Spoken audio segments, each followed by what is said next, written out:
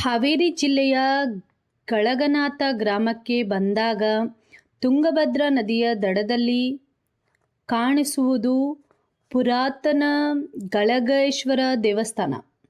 ಶಿವನಿಗೆ ಸಮೀಪವಾಗಿರುವ ಈ ದೇವಾಲಯವು ತನ್ನ ಐತಿಹಾಸಿಕ ಹಿನ್ನೆಲೆ ಮತ್ತು ಸುಂದರವಾದ ಕಲ್ಲಿನ ವಾಸ್ತುಶಿಲ್ಪದಿಂದ ವಿಶೇಷವಾಗಿದೆ.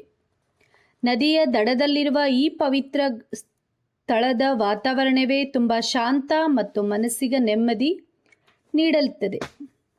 ಹಲೋ ಗಾಯ್ಸ್, ನಾನಿವತ್ತು ಒಂದು ಹೊಸ ದೇವಾಲಯಕ್ಕೆ ಬಂದಿದ್ದೇನೆ. ನಾನು ಹಿಂದೆ ಚೌಡಯ್ಯನಪುರ ದೇವಾಲಯದ ವಿಡಿಯೋನ ಹಾಕಿದ್ದೆ, ನೀವೆಲ್ಲ ನೋಡಿರ್ಬೋದು. ಯಾರೆಲ್ಲ ಆ ವಿಡಿಯೋನ ನೋಡಿಲ್ವೋ ಅವರು ಹೋಗಿ ನನ್ನ ಚಾನಲಲ್ಲಿದೆ, ನೋಡ್ಕೊಂಡು ಬನ್ನಿ. ಯಾಕೆ ಅದನ್ನೇ ನೋಡ್ಕೊಂಡು ಬನ್ನಿ ಅಂತಿದ್ದೀನಿ ಅಂದರೆ, ಆ ದೇವಾಲಯ ಹೇಗಿತ್ತಲ್ವ ಹಾಗೆಯೇ ಅದೇ ಮಾದರಿಯಲ್ಲಿಯೇ ಈ ದೇವಾಲಯವು ನಿರ್ಮಿಸಿದ್ದಾರೆ.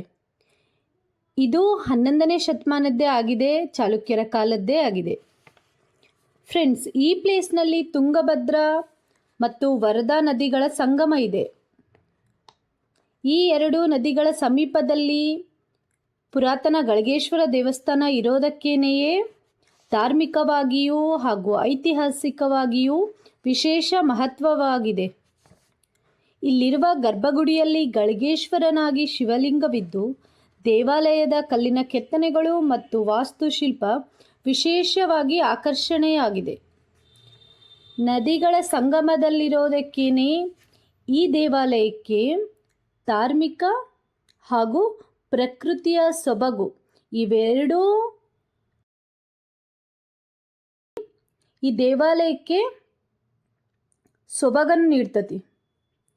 ಸಂಕ್ರಾಂತಿಯ ಹಬ್ಬದ ದಿನದಂದೇ ಈ ಊರಿನ ಜನರು ಈ ದೇವಾಲಯದ ಜಾತ್ರೆಯನ್ನು ವರ್ಷನೂ ಕೂಡ ಮಾಡ್ತಾರೆ. ನಾನು ಕೂಡ ಒಂದು 4-5 ವರ್ಷದ ಹಿಂದೆ ಈ ದೇವಾಲಯದ ಜಾತ್ರೆಗೆ ಬಂದಿದ್ದೆ. ಬಟ್ ಆವಾಗ ನಾನು ವಿಡಿಯೋ ಮಾಡಿಲ್ಲ.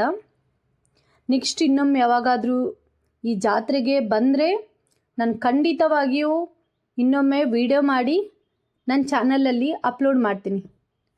ಸಿ ಯು ಫ್ರೆಂಡ್ಸ್, ನೆಕ್ಸ್ಟ್ ವಿಡಿಯೋನಲ್ಲಿ ಸಿಗೋಣ. ಬಾಯ್ ಬಾಯ್.